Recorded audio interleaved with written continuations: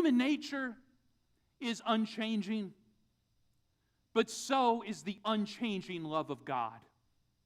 Human nature is unchanging, but so is the unchanging love of God.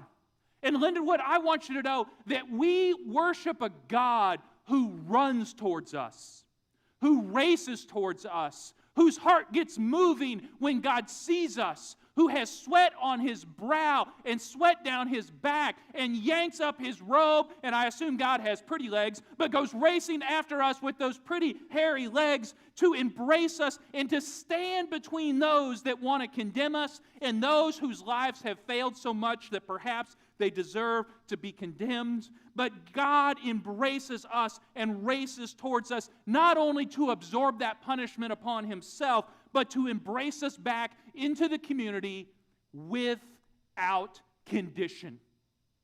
To embrace us back into the community without condition. You see, this isn't just a story that Jesus told. This is the story that Jesus lived. 2 Corinthians 5:21 says, "He who knew no sin became sin so that we could become the righteousness of God." And I see Jesus racing off to the edge of town, and he does not prevent the pots from being smashed. He absorbs them upon himself on the cross and lets all of the shame and all of the damnation and all of the condemnation to be placed upon himself, which we may rightly deserve. But when Jesus stands in our place, he absorbs all of it. Because I grew up singing the song, Jesus paid it all, and all to him I owe.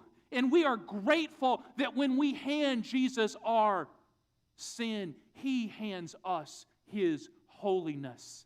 He hands us his righteousness. And we believe in a God who went running to stand between us and those who desire to condemn. And he absorbed all of it upon that cross because of God's great love for all people. All people. Of this, my friends, there is no debate. There is no debate.